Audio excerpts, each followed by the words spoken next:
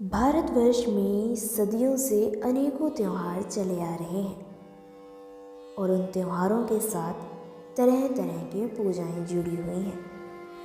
हर पर्व से कोई न कोई घटनाएं भी जुड़ी हुई हैं जिनके बाद या जिनके उपलक्ष्य में उन त्योहारों को मनाया जाने लगता है। हिंदू धर्म के प्रमुख पर्वों में से एक पर्व है गोवर्धन पूजा, जो द्वापर युग से मनाया जा रहा है। दर्शकों, आज इस वीडियो के माध्यम से हम इस त्यौहार और इस पर्व से जुड़ी घटना तथा उसके सार से परिचित होंगे। तो चलिए शुरू करते हैं। गोवर्धन पूजा दिवाली के दूसरे दिन यानी कार्तिक मास के शुक्ल पक्ष की प्रतिपदा की तिथि के दिन की जाती है। इस वर्ष ये 14 नवंबर 2023 को बुधवार के दिन की जाएगी। गोवर्धन पूजा को प्रकृति की पूजा के साथ जोड़कर देखा जाता है, जिसमें गोबर से आकृति बनाकर उसकी पूजा की जाती है। कई लोग इस दिन गाय और बैलों की पूजा भी करते हैं। गोवर्धन पूजा भगवान श्री कृष्ण जी का आशीर्वाद और कृपा प्राप्त करने के उद्देश्य से की जाती है, क्योंकि वृंदावन श्री कृष्ण जी से जुड़ा हुआ स्थान है। अतः वहाँ भी गोवर्धन पूजा जोर शोर से की जाती है।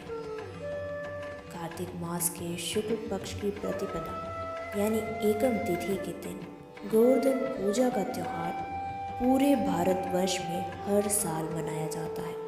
गोवर्धन पर्वत को भगवान श्री कृष्ण का रूप ही माना जाता है। ये एक छोटा सा पहाड़ है जो ब्रज में स्थित है, लेकिन भगवान श्री कृष्ण के भक्तों की इस पर्वत में बहुत आस्था है। श्री कृष्ण जी के भक्त गोवर्धन पर्वत को पर्वतों का राजा मानते हैं। ये पर्वत द्वापर युग से ही यहीं पर स्थित है। विचार करें, कृष्ण जी ने जब सहायता की तब द्वापर युग था और गोवर्धन पर्वत भी स्थित था, लेकिन उसी एक घटना को याद कर बार बार गोबर से गोवर्धन पर्वत बनाकर उसके सामने हाथ जोड़कर बैठने से क्या होगा? एक बार सोचिएगा जरूर। आइए अब जानते हैं गोवर्धन पूजा की पौराणिक कथा, जो कि बेहद प्रसिद्ध है। गोवर्धन पूजा के दिन पहले लोग स्वर्ग के राजा इंद्र की पूजा करते थे और इंद्र अहंकारी हो गया था, और उसके इस अहंकार को तोड़ने के लिए जब द्वापर युग में एक बार देवराज इंद्र की पूजा की जा रही थी, उस समय सतोगुणी भगवान श्री विष्णु जी के अवतार श्री कृष्ण उस पूजा में पहुँचे और पूजा के बारे में पूछने लगे कि हमारे वेद, गीता, पुराण आदि सदग्रंथों में पूर्ण ब्रह्म की पूजा का विधान है, फिर आप सब लोग ये मनमाना आचरण यानी इन देवी देवताओं की पूजा क्यों कर रहे हो? तब ब्रजवासियों ने बताया कि ये देवराज इंद्र की पूजा की जा रही है। यह पूजा यहाँ की परंपरा है और वर्षा के लिए हमेशा इंद्र की पूजा की जाती है, क्योंकि ब्रजवासी गौधन से अपनी आजीविका चलाते थे और उसके लिए वर्षा के ऊपर निर्भर थे, और वर्षा के देवता इंद्र हैं, इसलिए इंद्र की पूजा कर रहे हैं। इस पर भगवान श्री कृष्ण ने सभी नगरवासियों से कहा कि हमें इंद्र की पूजा करके कोई लाभ नहीं होता। वर्षा करना तो उनका कर्म और दायित्व है, वो सिर्फ अपना कर्म कर रहे हैं। सभी देवी देवता भगवान के बनाए विधान के अनुसार ही कर्म करते हैं और उस विधान के अनुसार ही वो हमें फल देते हैं। जैसा हमारा कर्म होता है, उसी कर्म के आधार पर अपनी तरफ से कुछ भी कम या ज़्यादा नहीं कर सकते, इसलिए हमें इनकी पूजा नहीं करनी चाहिए। अपनी पूजा नहीं होने से देवराज इंद्र क्रोधित हो उठे और मेघों को आदेश दिया कि गोकुल का विनाश कर दिया। इसके बाद गोकुल में भारी बारिश होने लगी और गोकुलवासी भयभीत हो उठे। यहाँ पर एक विचारणीय विषय है कि इंद्र जो देवताओं के राजा हैं वो किस स्वार्थ भाव से क्रिया कर रहे हैं।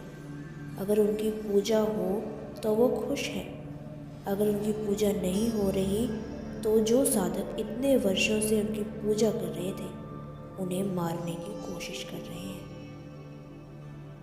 परंतु भगवान श्री कृष्ण ने सभी गोकुलवासियों को गोवर्धन पर्वत के संरक्षण में चलने के लिए कहा, जिसके बाद श्री कृष्ण ने गोवर्धन पर्वत को अपनी कनिष्ठा उंगली पर उठा लिया और सभी ब्रजवासियों की इंद्र के प्रकोप से रक्षा की।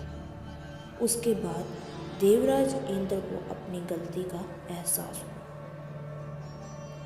इंद्र ने अपने पूरे बल का प्रयोग किया, लेकिन उनकी एक न चली। इसके बाद जब इंद्र को ये पता चला कि भगवान श्री कृष्ण विष्णु भगवान का अवतार है, उनके सामने इंद्र की शक्ति बहुत कम है, क्योंकि इंद्र सिर्फ स्वर्ग का राजा है, परंतु विष्णु जी 3 लोक के भगवान हैं जो पालन का कार्य करते हैं। तो इंद्र को अपनी भूल का एहसास हुआ और वो भगवान श्री कृष्ण से क्षमा मांगने लगे। तब से गोवर्धन पूजा को विशेष महत्व दिया जाता है। अब इस घटना से निष्कर्ष निकलता है कि जिन देवी देवताओं की आज हम पूजा करके सुख चाहते हैं, उनकी पूजा के लिए भगवान श्री कृष्ण जी ने द्वापर युग में ही मना कर दिया था। सभी देवी देवता कार्य करने के लिए पूर्ण परमेश्वर द्वारा निहित किए गए हैं और वे अपना कर्म कर रहे हैं। वे उसमें कम या ज़्यादा नहीं कर सकते। हमें सिर्फ पूर्ण परमात्मा की पूजा करनी चाहिए। केवल एक मालिक की भक्ति करने से हमें लाभ मिल सकता है। पूर्ण परमात्मा कौन है, कहाँ रहता है, किसने देखा है, हमें कैसे मिलेगा? पूर्ण परमात्मा के विषय में किस सद्ग्रंथ में प्रमाण है कि पूर्ण परमात्मा कौन है? इस विषय में पता लगाने के लिए हमें ज़रूरत है तत्वदर्शी संत के विचार सुनने की। तत्वदर्शी संत जी के विचार जानने के लिए अवश्य देखें साधना टीवी चैनल शाम 7:30 बजे से 8:30 बजे तक। देखना न भूलें साधना टीवी 7:30 बजे से 8:30 बजे तक शाम को। दर्शकों, यदि आप तत्वदर्शी संत जी के विचार ऑनलाइन सुनना चाहते हैं तो एक चैनल पर विजिट करें, जो कि अभी आपको स्क्रीन पर दिखाया जा रहा है। यहाँ पर आपको हर एक सदग्रंथ में से प्रमाण देखने को मिलेगा और आपको मिलेगा आपके हर एक आध्यात्मिक सवाल का उत्तर, वो भी सदग्रंथों में के प्रमाण सहित। तो दर्शकों, इस चैनल पर अभी विजिट करें और अवश्य जानें तत्वदर्शी संत जी के विषय में और तत्व ज्ञान के विषय में।